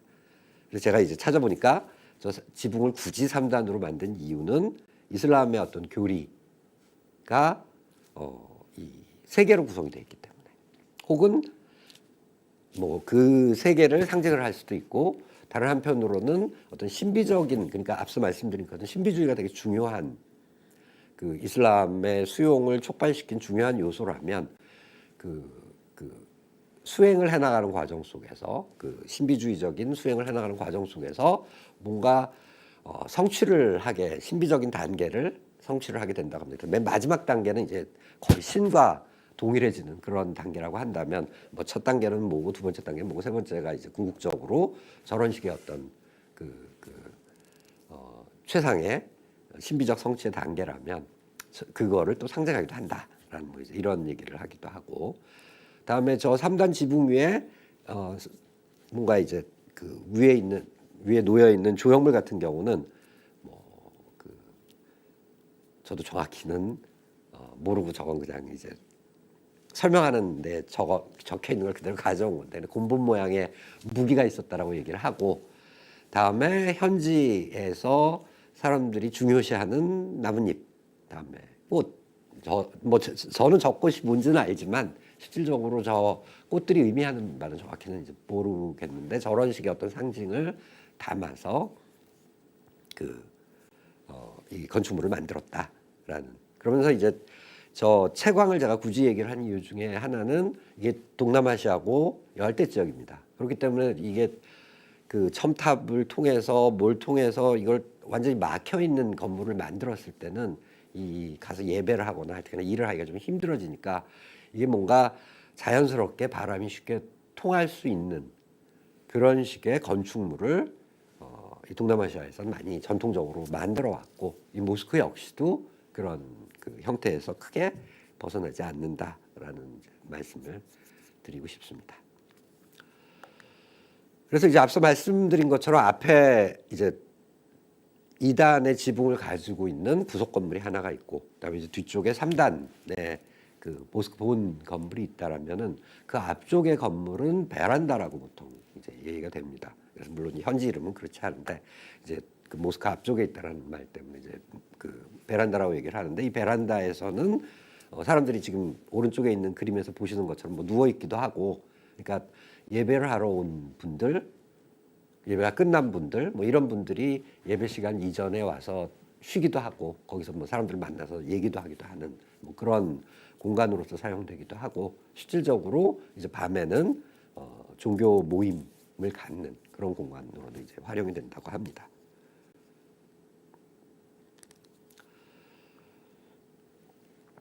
그래서 지금 이제 베란다의 모습을 이제 봤는데 베란다의 이제 모습을 보여주는 사진이 이제 세 개가 있습니다.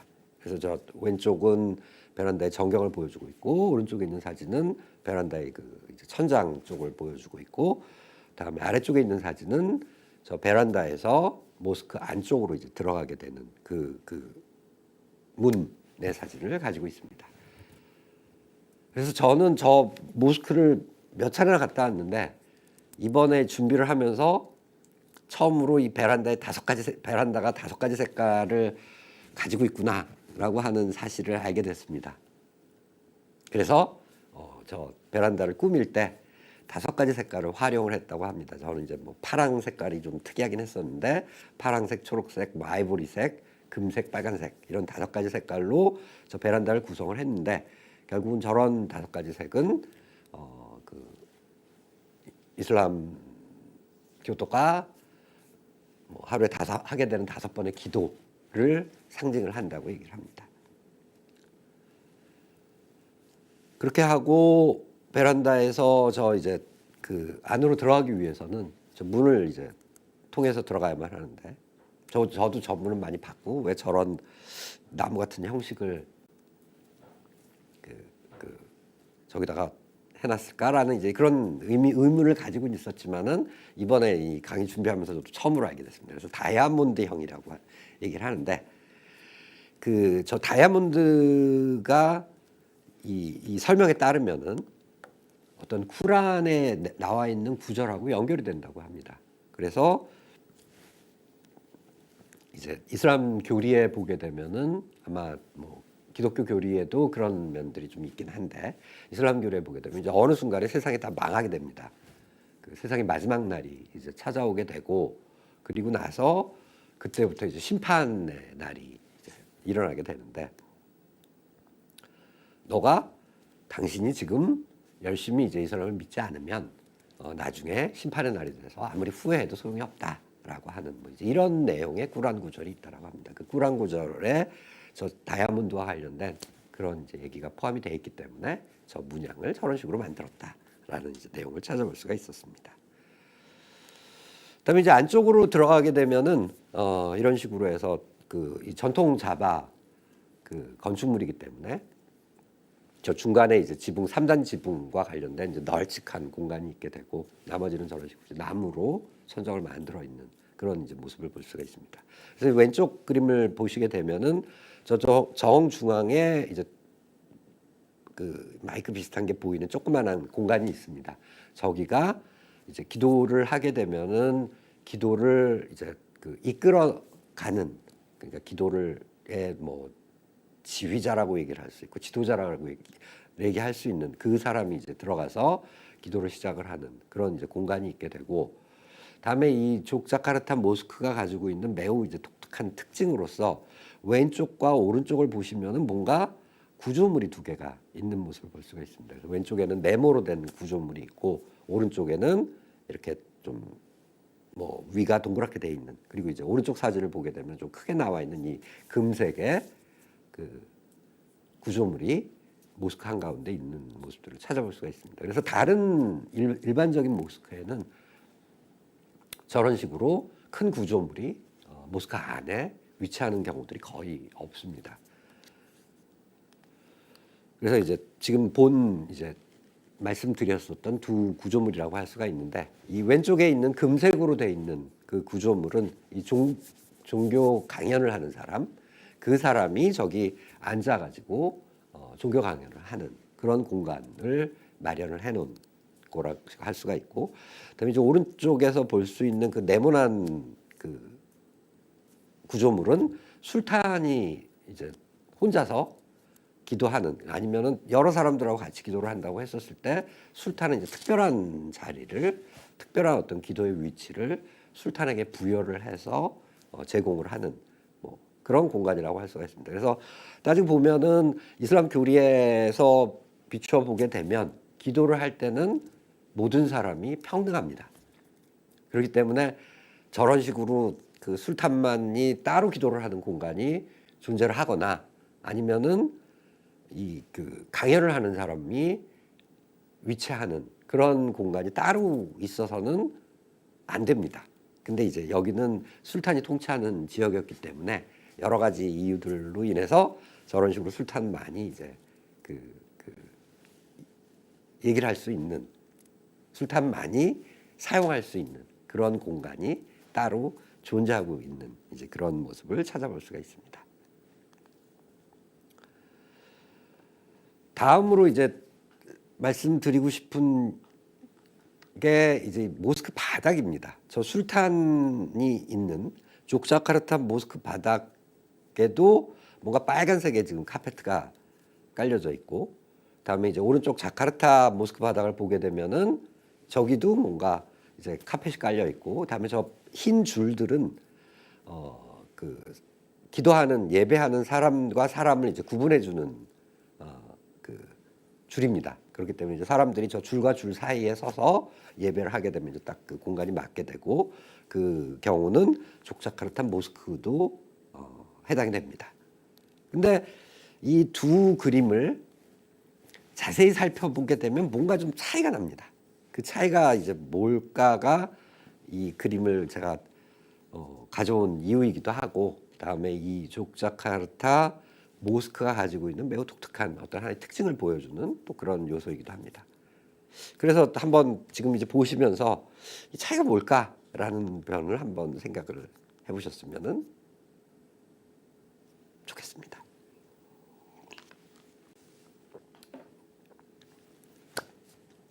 그래서 이 답을 이제 드리면, 사설을 잘 보시면은 자카르타 모스크 같은 경우는 뭔가 일직선으로 되어 있다라는 느낌을 받으실 수 있을 거고, 이 왼쪽에 있는 모스크 바닥을 보게 되면 저게 사선으로 되어 있는 그런 모습을 보실 수가 있습니다. 저게 이제 그러니까 앞에 있는 벽과 비교를 하게 되면, 오른쪽에 그 자카르타 모스크의 바닥 같은 경우는 벽과 그냥 일자로 그 평행선을 이루면서 저 흰색 줄이 존재를 하고 있다라면, 그려져 있다라면, 이 족자 같은 경우는 뭔가 벽과 비교를 해보면은 이 줄이 사선으로 되어 있습니다. 그래서 저 줄이 결국 갖고 있는 의미가 뭐냐라고 하게 되면은, 기도를 하는 사람이 저 줄과 줄 사이에 이제 서 있게 되는 그런 이제 역할을 하고 있는 거죠. 따라서 저 줄과 줄 사이에서 기도를 하게 되면 이제 이슬람 기도는 보통 이렇게 엎드려서 절하는 이제 수주드라고 보통 얘기를 하는데, 그런 과정을 포함을 하고 있습니다. 그렇기 때문에 절을 하게 될 때, 엎드려서 절을 하게 되면은 머리가 특정한 방향을 이제 향할 수밖에 없습니다. 따라서 자카르타 모스크 바닥에서 예배를 하게 되면은 저 앞에 있는 벽과 이제 일직선상으로 예배를 할 수 있는 뭐 이제 이런 상황이 만들어지게 된다라면은, 족자카르타 왼쪽에 있는 사진에서는 뭔가 사람들이 앞을 향해서 기도를 하게 되면 벽과는 조금 사선으로 머리가 이제 향하게 되는 뭐지, 이런 모습들을 상상해 볼 수가 있습니다. 그러니까 이게 아주 한번 이 기도를 하는 모습들을 보고 봤었을 때는 훨씬 쉽게 이해를 할 수 있는데, 제가 잘 이제 설명을 할 수 있는지 없는지 이제 그거 잘 설명을 못하기 때문에 이제 제 의사가 잘 전달되는지는 모르겠습니다. 그래서 이 뭔가 왜 한 모스크는 저게 일직선상으로 돼 있고 다른 모스크는 사선으로 돼 있을까? 이게 이제 시작되는 이유는 이슬람 교리에 따르면은 기도를 할 때 이 머리를 그 사우디아라비아의 메카를 향하도록 요구를 합니다. 그러니까 이제 뭐 반드시 100% 그 메카를 향할 수는 없지만 메카 쪽을 향해서 기도를 이제 하도록 그 교리가 만들어져 있고, 따라서 우리나라에서 이제 기도를 하려면은 우리나라에서 대략 보면은 저 사우디아라비아가 그 서쪽에 있습니다. 근데 서쪽보다 조금 남쪽에 있기 때문에 서남 쪽을 향해서 기도를 이제 하는 그런 뭐 이제 그 방향을 취해야지 이슬람 교리에 부합한 어떤 기도를 할 수 있게 됩니다. 인도네시아 같은 경우는 적도 아래에 있기 때문에 그 인도네시아에서 메카를 향해서 기도를 하기 위해서는 뭔가 약간은 서쪽을 향해야만 하고, 다음에 북쪽을 향해야만, 그러니까 서북 방향으로 서야지 비로소 서북 방향으로 향해야지 메카를 향할 수가 있습니다. 따라서 이 자카르타 모스크는 모스크 자체가 서북 방향을 향해서, 즉 메카를 향할 수 있도록 지어졌습니다. 따라서 저기에서 저 벽을 향해서 기도를 하게 되면 직선으로 서쪽을 향해서 기도를 하는 게 아니라 이 북서쪽을 향해서 자연스럽게 기도를 할 수 있도록 이제 모스크가 지어진 반면에, 족자카르타 모스크는 그렇지가 않습니다. 그러니까 족자카르타 모스크는 모스크 자체가 서향으로 지어져 있기 때문에 저기에서 기도를 하게 되면은 저 벽면을 향해서 그 일직선으로 기도를 하게 되면 결과적으로 그 메카를 향해서 기도를 할 수 없고 아프리카를 향해서 기도를 하는 뭐 이제 이런 모습을 생각을 해볼 수가 있습니다. 그렇기 때문에 저 모스크를 지을 때는 어떻게 보면은 뭐 지금의 어떤 그 이슬람의 지식의 수준으로서는 도저히 이해할 수가 없지만 저 모스크를 지을 때는 저 모스크를 메카 방향으로 지어야만 한다라고 하는 뭐 이제 이런 식의 생각을 갖고 있지 않았었습니다. 아니면은 그런 생각을 가지고 있다고 하더라도 굳이 뭐 모스크를 이렇게 방향을 약간 엇갈려서 그러니까 보통 일반적으로 이제 길은 동서 방향으로 남북 방향으로 이렇게 만드는 게 일반적인 방향이니까 그 길에 맞춰서 모스크를 짓는 게 일반적이지 그거를 약간 틀어서 서북 방향으로 모스크를 향하도록 짓는 게 이게 적절할까에 대한 이제 논란도 좀 있었을 개연성도 있고 그래서 어찌됐건 전통적인 그 인도네시아나 말레이시아의 전통적인 모스크는 메카를 향해서 지어져 있지는 않고 그냥 서쪽을 향해서 지어져 있습니다. 그렇기 때문에 이 이후에는 저런 식으로 바닥에 그 카펫의 방향을 메카 쪽으로 이제 향하게 약간 사선으로 만들어 둠으로써 기도를 하게 되면은 이제 메카 쪽을 향할 수 있는 그런 방식으로 바닥을 만들었다고 할 수가 있습니다. 그래서 이 얘기를 말씀드리는 이유 중에 하나는 앞서 얘기를 한 것처럼 이제 이슬람을 받아들였다고 가정을 해보면 이슬람에서 요구하는 수많은 요구 사항들을 다 수용을 해야만 하느냐라고 하는 그 질문에 있어서 동남아시아 이슬람은 상대적으로 상당히 개방적인 그런 태도를 취했었고 그런 개방적인 태도 중에 하나가 바로 이 모스크를 건축할 때도 모스크가 어떤 메카 방향을 향해야만 한다라고 하는 그래야지 모스크에서 기도하는 무슬림들이 이슬람 교리에 맞게 기도할 수 있도록 도와줄 수 있다라고 하는 이 어떻게 보면 가장 저는 이제 이슬람을 믿는 사람도 아니고 이슬람 연구하는 사람일 뿐이지만 저도 아는 그 단순한 그 지식도 당시에는 굳이 적용하지 않으려고 하는 따라서 상대적으로 관용적인 현지의 어떤 그 건축 양식에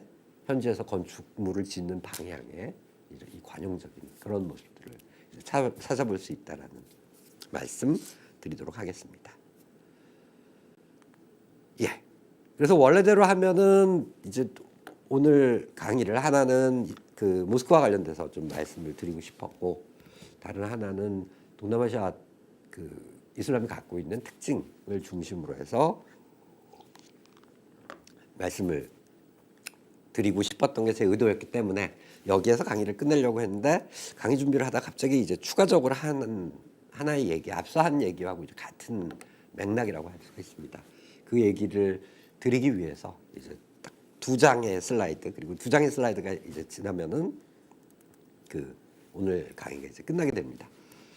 그래서 제가 한 지금부터 7, 8년 전에 그 히잡과 관련된 연구를 했습니다. 그래서 아마 보시면은 아시겠지만 이제 히잡 그러면 히잡이란 말도 우리나라에는 요즘에 이제 잘 알려져 있기 때문에 이제 무슬림 여성이 여러 가지 뭐 이유들로 인해서 자기 이제 그 얼굴의 일부와 목과 그다음에 이 머리카락과 뭐 이걸 가리는 그런 복장을 통틀어서 이제 우리가 히잡이라고 얘기를 합니다. 근데 실질적으로 뭐 히잡도 종류도 엄청나게 많고 뭐 그런 건 사실인데, 근데 이 오른쪽에 있는 지금 이제 그림을 보시면 알겠지만 이 그림을 보시면 우리가 일반적으로 생각하는 히잡과는 조금 다른 모습을 찾아볼 수 있으리라고 저는 생각을 합니다. 그래서 지금 보시는 것처럼 뭔가 이 핑크빛 계열, 빨간색 계열, 뭐 이런 쪽 계열의 그 색깔의 옷들을 이제 훨씬 많이 입고 있고,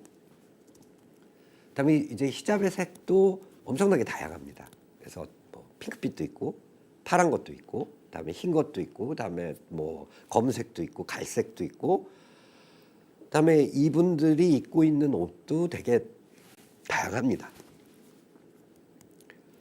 그래서 우리가 뭐 히잡을 왜 이제 무슬림 여성들이 착용을 하냐라고 이제 물어보게 되면 당연히 그건 종교 때문에 착용을 하는 거고, 그리고 왠지 뭔가 종교적인 삶, 그러니까 어떤 아름다움, 미, 여성의 미, 뭐 이런 부분들을 이렇게 숨기기 위한 목적을 가지고 있는 것이 히잡이 아닐까라는 생각을 이제 해볼 수가 있고, 실질적으로 이제 그런 식의 그 목적으로 히잡을 착용한다는 사실이 가장 많이 우리나라에 알려져 있습니다.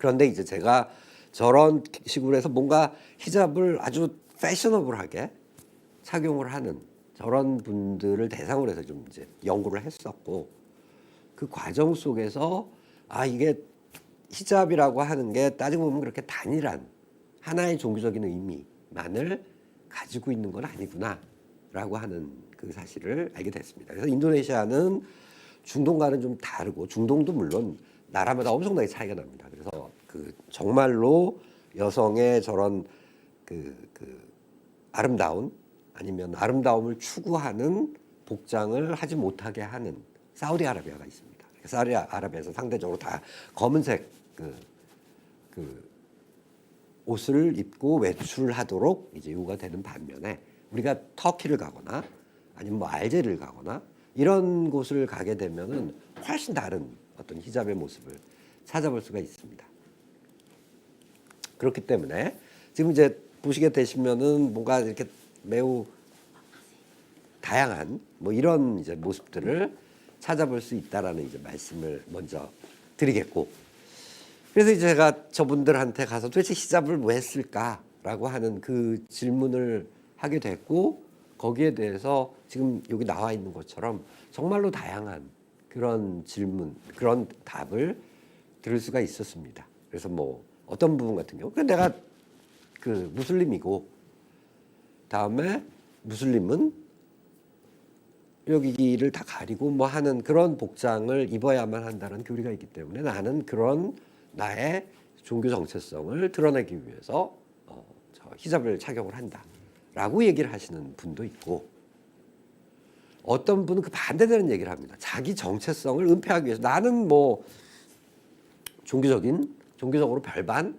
그렇게 신실한 사람도 아니고 아무렇게나 살고 싶어, 종교와 관계없이 살아가고 싶지만 가끔 가다가 어떤 곳에 가게 됐었을 때 내 정체성을 은폐해야 될 필요가 있어서 그날은 나는 히잡을 쓰고 간다라고 주장을 하는 사람도 있고, 어떤 사람은 히잡을 쓸 경우에 어떤 패션과 관련돼서, 그러니까 이제 그 저분들이 쓰는 아주 재밌는 표현 중에 하나가 짧은 패션과 긴 패션이 있었습니다. 그래서 자기들은 긴 패션이고, 이제 그 서양에서 옷을 조금만 입는 사람들은 짧은 패션이라는 그런 이제 얘기를 하곤 했었는데, 전체적으로 보게 되면은 긴 패션을 하게 되면은 자기가 꾸밀 수 있을 만한 영역이 훨씬 많아진다라고 하는 얘기를 합니다. 그래서 그것도 참 재밌는 설명 중에 하나입니다. 그러니까 옷을 뭐 위아래 조금 뭐 반바지와 그다음에 티를 하나 입는다라고 했었을 때 티하고 반바지밖에 두 개를 가지고밖에 자기의 어떤 패션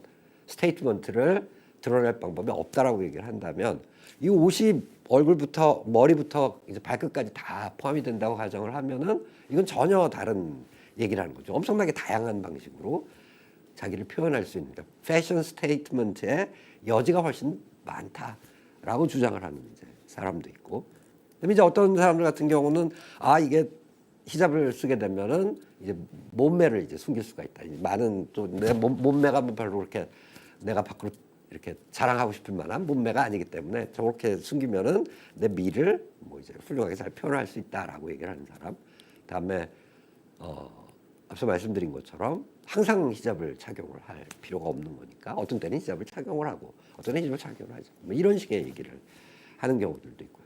물론 우리나라에서 뭐 히잡을 조금 부정적으로 이제 보려고 할 때 많이 얘기하는 것 중에 하나가 뭔가 이게 억압하려고 하는, 미를 안 보이게 하려고 하는 그런 목적으로 쓴다라고 하는 사람도 물론 있고요. 그래서 제가 드리려고 하는 얘기는 이게 엄청나게 이슬람과 관련돼서 우리가 보통은 조금 이렇게 좀 뭐라 그럴까, 이게 좀 한쪽으로만 무슬림들을 이해를 하려고 하는 이런 경향이 매우 강하게 있기 때문에 제가 그와 좀 반대되는 얘기. 그래서 히잡이라고 하더라도, 히잡을 쓰더라도 거기에 여성들이 매우 다양한 의미를 부여하고 있기 때문에 굳이 그거를 우리가 하나의 그 의미로서 제한시킬 필요는 없지 않을까라는 이제 말씀을 드리려고 하고, 이게 제가 이제 오늘 드릴 마지막 그 자료입니다. 그래서 왼쪽에 있는 친구하고 오른쪽에 있는 친구를 이렇게 보시면은 이게 왼쪽에 있는 친구는 조금 이제 히잡을 포함 쓰고 있지만은 멋을 이제 뭐 추구하는 그런 친구였고, 오른쪽에 있는 친구는 그렇지 않고 이제 열심히 공부하는 그런 이제 학생 친구였습니다. 근데 이 두 친구들하고 같이 얘기를 하면서 이 두 친구가 하는 얘기가 이게 둘이 어떻게 다 똑같은 얘기를 할까라는 그 놀라움을 제가 그 조사를 하면서 경험을 했습니다. 그래서 두 친구가 동일하게 다 뭐라고 얘기를 했냐면은 히잡, 그래서 그래 몸을 가린다. 그러면 몸을 가릴 수 있는 최대한의 그 옷은 우리가 이제 아프가니스탄 같은 데를 보게 되면은 정말 몽땅 다 가리고 눈만 망사로서 그 내놓는 그런 이제 부르카라고 부르는 그런 옷이 있습니다. 그래서 이 친구들이 이제 비유를 하기를 이 무슬림 여성이 부르카를 착용한다고 해서 그렇다고 해서 그 사람이 더 종교적으로 훌륭한 사람이라고 얘기할 수 없다라고 이제 평가를 했고, 거꾸로 얘기를 해서 그럼 종교를 쓰지 않는다고 해서 이게 뭔가 윤리적으로 문제가 있는 건가라고 평가해서는 안 된다라는 얘기를 또 했고, 그러면서 둘이 공통적으로 저한테 했던 얘기는 만약에 우리가 어떤 종교적인 이유 때문에 이 히잡을 쓰게 된다라고 했었을 때 이 종교적인 신실함이라고 하는 것은 인간에 의해서 평가되는 게 아니고 신에 의해서만 평가되는 거고, 따라서 겉으로 드러나는 면만으로는 평가할 수 없다. 그게 뭐 중요하지 않다라고 얘기할 수는 없지만 겉으로 드러나는 면, 누군가가 하루 종일 5번 뭐 기도를 한다. 누군가가 저런 식으로 뭐 히잡을 더 이렇게 자기 몸매를 가리는 뭐 그런 식의 히잡을 쓴다고 해서 그렇다고 해서 그게 종교적인 어떤 신실함을 그대로 반영하는 게 아니다라는 이제 이런 얘기들을 저 두 친구가 전혀 다른 공간에서 저한테 이제 해줬습니다. 그래서 저는 저렇게 이 히잡을 통해서 패셔너블하게 자기를 꾸미려고 하는 여성이 저 얘기를 하는 걸 보면서도 놀랐었고, 또 거꾸로 보면은 저렇게 흰색으로서 뭔가 이제 미적인 추구를 안 하는 그런 여성이 또 저 얘기를 하는 걸 보면서 놀랐지만 결국은 둘 다 유사한 생각을 하고 있다라고 하는 측면을 통해서 이게 우리가 일반적으로 그 이슬람과 관련된 생각을 하면서, 그러니까 마치 지금 오늘도 말씀드렸지만은 저런 식으로 해서 뭐 이슬람이 아닌 것과 이슬람적인 게 같이 공존할 수 있을까? 동남아시아를 찾아가게 되면은 그런 공존의 현장을 우리가 어디에서나 찾아볼 수가 있습니다. 모스크를 통해서도 찾아볼 수 있고, 그쪽에서 전통적으로 내려왔었던 어떤 이야기들을 통해서도 저희가 확인해 볼 수 있고, 그 사람들의 어떤 일상을 통해서도 확인해 볼 수 있고요. 그런 것처럼 이 뭐 옷도 우리가 생각하는 것과는 좀 다르게 그 동남아시아에 있는 무슬림 여성들 같은 경우는 자기 자신의 어떤 명확한 종교적인 신념을 가지고 그거에 맞춰서 상황에 맞춰서 그런 종교적인 믿음을 실천하고 있다라는 그런 이제 말씀을 드리고 싶습니다. 예, 그래서 오늘 전체적으로 그 동남아시아의 그 이슬람 문화를 가지고 말씀을 드릴 수 있는 기회를 갖게 되어서 감사한다는 말씀 드리겠고, 제가 이런 데 익숙하지 않아가지고 워낙 말씀드리다가 좀 어눌하기도 했었고, 제가 그리고 약간 목이 좀 메이는 것 같아서 중간에 커피도 마시고 뭐 그랬기 때문에 조금 거슬리는 모습이 있었어도 이해를 해주실 수 있으리라고 생각을 하겠습니다. 그래서 오늘 강의 잘 들어주셔서 감사드리고, 그리고 지금 제가 여기 이제 해주신 얘기를 들어보면은 질문이 2개 들어왔다고 얘기를 합니다. 그래서 너무 질문을 해주셔서 감사드리고, 그래서 첫 번째 질문은 제가 읽게 되면 요새 한국에서 MZ세대 사이에서 불교를 친숙하게 재해석하는 경우들이 있는데 교수님께서 아시는 한에서 동남아시아 2030 세대들 사이에서 이슬람 문화의 변화가 있나요? 라는 말씀. 그래서 아마 요즘에 제가 그 스님 이름은 하여튼 잊어먹었는데 그 뭐 이제 그 콘서트 형식으로 불교를 이제 받아들이려고 하는 뭐 이제 이런 모습들이 우리나라 젊은 친구에서 나타나는데 이제 동남아시아에도 그런 무슬림들 사이에서 그런 게 나타나고 있느냐라는 이제 말씀해 주셨고요. 아주 재밌는 질문인데 있습니다. 그래서 인도네시아에서 제일 뭐라고 그럴까 뭐 이제 우리와는 좀 다르게 그게 뭐 콘서트 형식으로 뭐 종교 강연을 하는 그런 경우들도 있고 뭐 하지만 제가 생각할 때 가장 이에 유사한 그런 어떤 이슬람 내 흐름 중에 하나는 그러니까 이 불량 청소년들을 대상으로 해서 선교를 하는 그런 단체가 있었고, 그다음에 그 단체가 너무 활동을 잘하는 바람에 그 단체를 이끄는 분 같은 경우가 인스타그램에 있는 팔로워 수가 제가 알기로 1,000만이 넘습니다. 그러니까 아주 힘들게 너 반드시 기도해야만 한다라고 하는 게 아니라 그러니까 사회에서 상대적으로 소외돼 있는 그런 친구들에게 종교적인 얘기들을 해주고 같이 모여서 그러니까 어떻게 보면은 같이 모여서 자기들의 어려움에 대해서 얘기를 해주고 그게 이제 심리상담과 좀 유사한 측면들을 가지고 있다고 저는 생각을 합니다. 그래서 그런 어떻게 보면은 우리 젊은 친구들이 이렇게 그게 꼭 영적이라고 표현을 할 수는 없지만 뭔가 살아가면서 자기 마음이 비어 있는 것과 같은 이런 부분들을 과거의 불교들 아니면 과거의 기독교나 아니면은 뭐 천주교나 개신교나 가톨릭이나 아주 전통적인 뭐 교리 해석 방법 아니면 교리 실천 방법으로서는 이게 잘 와닿지 않는다라고 한다면 같이 모여서 뭐 이슬람이기 때문에 뭐 같이 노래 부르고 뭘 하지는 않지만 같이 자기 얘기를 털어놓고 같이 어떤 프로젝트를 같이 하고 그걸 통해서 젊은이들 사이에 어떤 연대감 이런 것들을 만들어 주려고 하는. 그래서 이제 우리가 생각하는 어떻게 보면은 이슬람도 비슷한 거죠. 그러니까 아침 뭐 5번 기도해야만 하고 엄숙하게 기도해야만 하고 다음에 경전 읽어야만 하고 하는 이런 것과는 다른 방식으로 젊은 세대들한테 이렇게 어필할 수 있는 방법으로 이슬람을 이렇게 포교하려고 하는 흐름들이 인도네시아에도 똑같이 나타나고 있습니다. 말레이시아도 비슷하고요.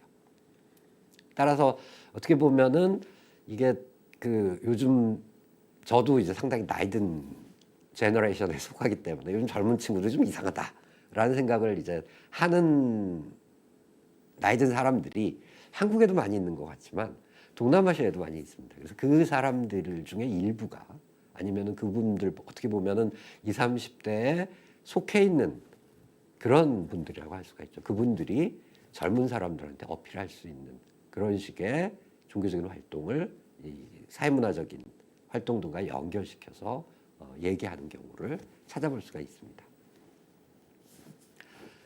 예, 그렇게 하고 두 번째는 과거 동남아 국가들이 이슬람을 채택한 것은 왕권 강화와 관련이 있을까요?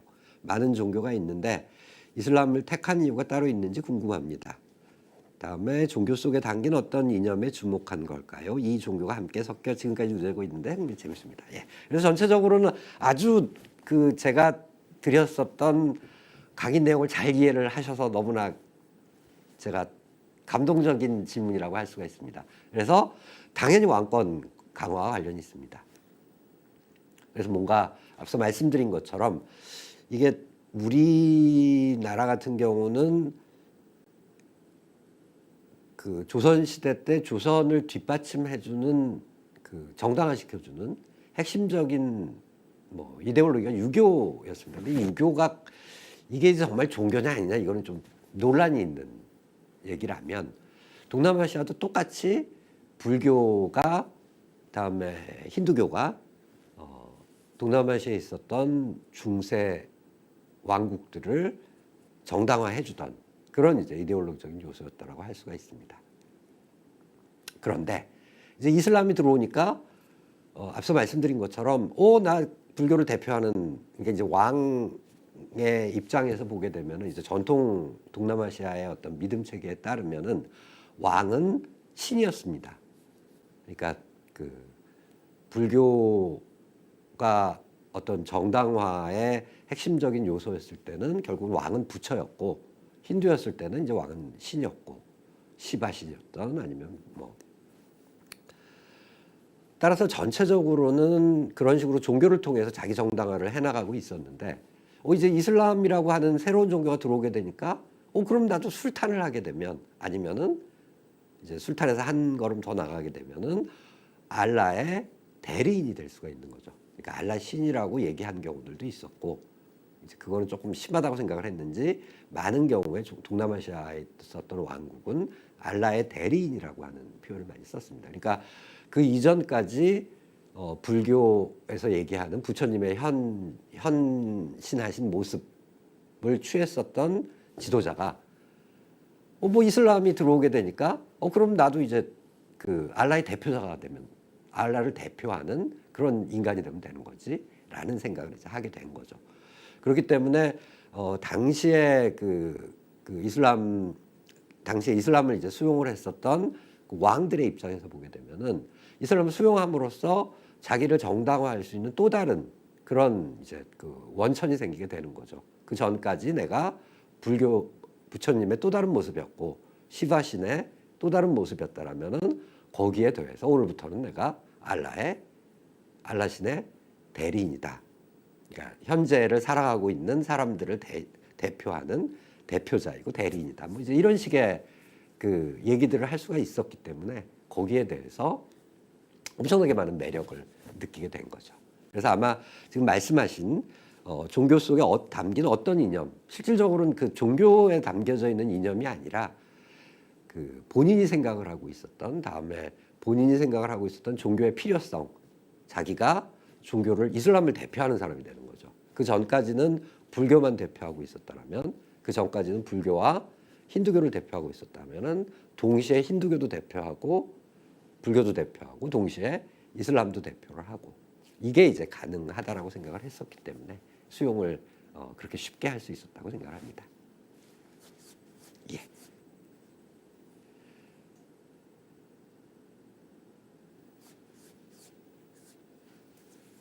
예, 그러면은 이 두 질문 너무나 감사드리고 이제 질문을 안 하셨어도 아마 오늘 제 강의를 들어주신 거에 대해서 이제 감사의 말씀 드리도록 하겠습니다. 그래서 제가 앞서 말씀드린 것처럼 이게 좀 이제 모자란 부분이 되게 많았었을 거고 그다음에 적절하게 설명하지 못한 부분도 있었을 텐데 그런 부분 이해해 주시면서 계속 같이 자리하셔서 감사하다는 말씀 드리면서 오늘 강의 끝마치도록 하겠습니다. 감사합니다.